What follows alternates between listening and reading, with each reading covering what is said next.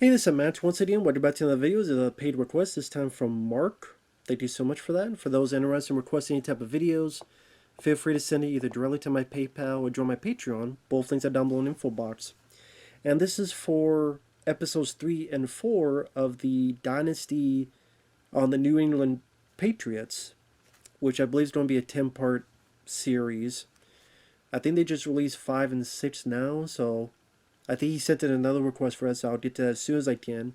And I apologize for the lateness, but he was nice. He's like, oh, don't worry about it. So thank you. I appreciate it. But again, as a guy that did not know much about football in terms of the statistics, the history, the details, it's been fun watching this. I think it's very well edited. It's put together extremely well in terms of compacting it to about 40 minutes. That goes by very quickly and never gets boring. A wealth of information, again, for a guy that kind of a newbie to this world. Didn't realize there was so much drama as there was during this time with this team. Which it is, I mean, you could probably do this with every single team and have this much drama and story. Or maybe not every team, but anyway, episode 3, we're in 2002. It's the Patriots versus the Steelers. The episode is called Borrowed Time because during the game, Tom Brady, the quarterback, has been repeatedly hit on the ankle by the Steelers, and his ankle is hurt. He says to keep going, but you know what? Let's get in the previous quarterback, Drew Bledsoe. Now, the recap, Drew Bledsoe, earlier in the year, or I guess earlier in the season, I should say, he had been sat and his lung had been punctured and filled up with blood, and they had to get that taken care of. And he had been out of the game for a while. Tom Brady was put in, and the coach kept him in there, which was a big firestorm of media. What the hell are you doing? But then Tom Brady did well, and they won quite a few games. So Drew Bledsoe goes in, he steps up to the plate. I know, wrong sport. And he does well. Like, he did well, and they won. And like I said, the movie does a good job showcasing all the interviews. You got Drew Bledsoe, you got Tom Brady, you got the other football players, the safety, among others. You got the owner, Kraft. You got the... It's not just talking heads. There's a lot of footage throughout the years put in there. But it's not so convoluted that it becomes confusing. So we're still on that realm. Then we take a little trip back to the owner. How he became a fan. How in 1971 he got tickets to the seasons. They talked with one of his sons, who tells about that time and about how the Patriots really weren't that good at that time. And the old school Patriots logo and how things were pretty much sucking for the team back in the day. So the owner saw this, and he saw that this land, this stadium that was built, people weren't really looking at it with high regards, and how throughout the years he kind of built this bit of money to be able to one day buy the land, the parking lot, and the stadium. And then when he did that, then it made it easier for him to buy the team because they go, well, he owns the land, he owns the stadium. Guess it makes sense he would get the team. And then they talked a bit of history about the previous coach. In 1997, the coach leaves because the last time they were at the Super Bowl, apparently there was this big rift between that coach and the owner. Something about the draft and how pretty much as they're going to the Super Bowl, no matter what, that coach and the owner had such furious thoughts over each other that no matter what, the coach was going to go to, I think it was the Jets. But so you could say maybe their head wasn't in the game, people were not fixated on the game itself. And lo and behold, the Packers and Brett Favre beat the Patriots in that Super Bowl. So now they're getting a moment to get to the Super Bowl again. And who you don't start? Well, we're going to start with Tom Brady. The kid's done well so far for us this year. We're going to keep going. And the decision they made where usually individual would be single out, introduced, for the Super Bowl. But the Patriots like, hey, we're going to go out as a team. We've been doing this as a team. So they went out as a team, so it seemed like they formed much more of a unit. They were looked at as the underdogs. People thought the Rams were going to blow them out of the water. They were going to lose. Things were going to go very piss poor for them. And then lo and behold, they did well. They get interceptions. They become tough and nasty. They're sacking the other quarterback. It gets tied. We think we should go in overtime. Even John Madden, they said, screw it, we're going to go down, we're going to drive down. I don't think this is a good idea. Then as they're successful, then John Madden's like, actually, maybe this is a good idea. Oh, one surprise, John Bon Jovi's interviewed for like 30 seconds. He's talking about how he's a fan. He liked when they were introduced as a team. So it was like unified. I'm like, oh shit, John Bon Jovi? That was a surprise. I don't know if he'll ever come back being interviewed, but you see John Bon Jovi for 30 seconds. And pretty much how they win the Super Bowl. And Tom Brady's fame explodes. And then surprisingly, they kind of quickly go through them winning the second Super Bowl, winning the third Super Bowl against the Eagles, and how a dynasty was born. Again, for 10 episodes, I thought it was strange. They win. For understanding, they've won 6 Super Bowls. So the fact they go through winning the second and third one so quickly, I thought was very strange. You think there'd be at least like one episode winning the second one episode of the third one. So I don't like that they rushed through that. I guess for them, there wasn't enough story to tell other than they win. But it goes at a good pace. You get to see how the fame explodes and how Tom Brady's asked to be everywhere and anywhere with the talk show circuit, David Letterman, all this stuff. Like I said, it's very well edited. It's well edited, well put together, great production value, some nice songs used. In episode 4, they did a nice job using another one, Bites the Dust, which I'll get to. In the first episode, I forget what song they used. Damn it, I've said it before. Oh, Black Betty in this one. Oh, Black Betty. And so, it's so weird to hear that because of certain lyrics in it. And he's like, apparently someone said Tom Brady was taught himself, I can't believe I'm a millionaire. Yeah, you are. No, really. I'm a millionaire. I can't believe it. So it was definitely a fun, fast-paced episode to see how they won their first Super Bowl, then quickly their second and third. And then I guess this is when the real drama kicks in, which is episode 4 goes into Spygate. Which, again, I'm so noob, I didn't know about any of this.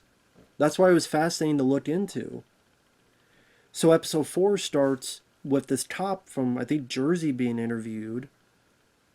And apparently Spygate was, a tape was found, and the Patriots, some people in the personnel were videotaping the New York Jets and their signals.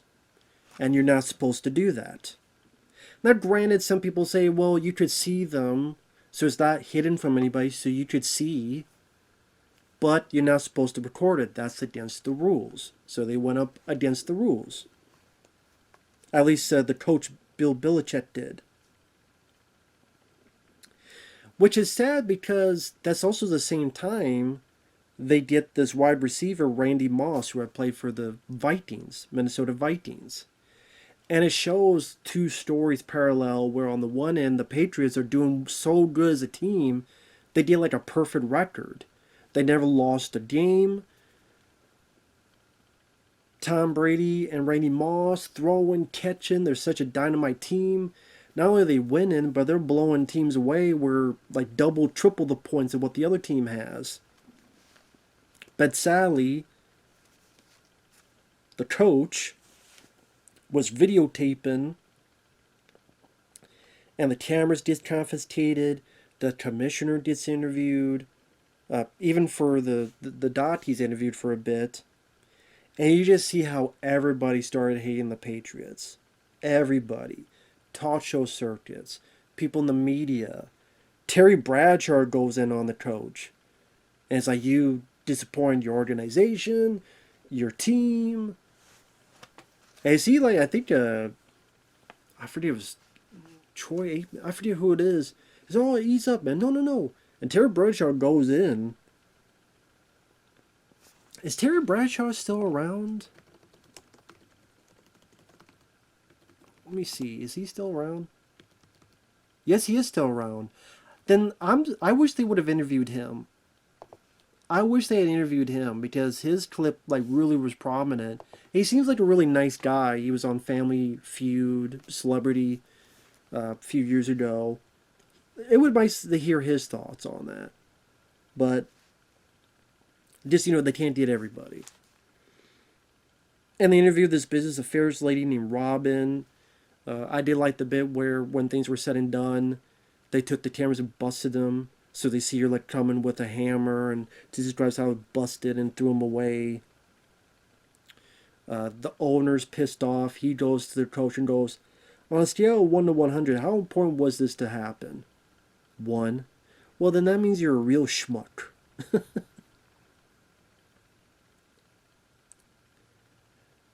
And that's the thing, like on the flip side, they're doing so well on the offense, they're undefeated. But then this whole thing here, people in the world think they're cheaters because you're not supposed to film the signals. People are all you cheaters. Now maybe other people have done it and they're quiet about it, but they were found out. They were caught. In the week of the Super Bowl, this false story comes out where they videotaped the Rams, but that wasn't true. But the damage was already done, so now when they went into it, they were the ultimate bad guys.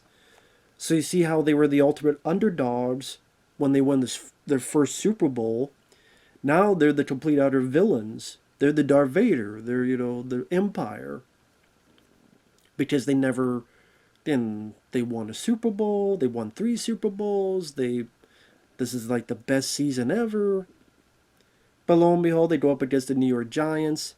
I forget who it was that's interviewed from the Giants. I forget who it was. I wish I wrote his name down. But he's one of the guys sacking Tom Brady. And he says a line, man, to sack Tom Brady, it's like a Christmas gift. And he's a nice guy, but he's like, I want to open that over and over again. It's like, they're the bad guys. We're the good guys. We had to defeat the bad guys. And just he has so much joy on his face. God, episode...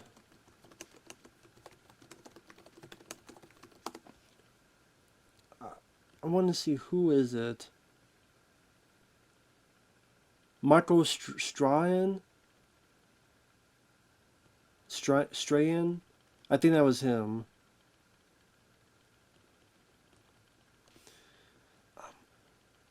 One thing that I thought was really interesting and lackluster about it, though, was during the whole Spygate thing, you didn't hear the players talk about it. The coach didn't want to talk about it. The one guy was kind of like the second command. He didn't really want to talk about it, but he only talked about it briefly. The most people that talked about was like the business affairs lady, the little bit with the commissioner. There's a lot of footage from back in the day. But a lot of the players didn't want to talk about it, especially Tom Brady. You never hear Tom Brady's views of it, or Drew Bledsoe's view of it, looking back on it. Now, maybe they did that because they don't want to bury their coach. But, I mean, it's been so many years. There would at least be 1 or 2 guys going, that coach was an idiot. That coach was a moron. What the hell was he doing? What the hell was he thinking? We didn't need that. We were winning. And it screwed up our concentration. And maybe we could have won that Super Bowl as well. And what the hell? Why did he do that first? We didn't need it. You can't tell me there wasn't one player that thought that. So the fact that, again, maybe they didn't want to bury their coach.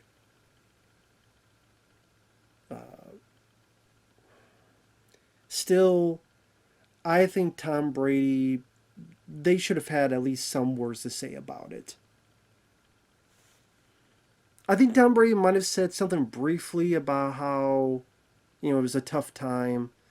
But there's a big lack of commentary from Tom Brady and the other players. And I think that should have been something essential. I guess the other thing was that, no, we'll stand by our coach. No matter what, he's one of us. That's about as far as they went with it.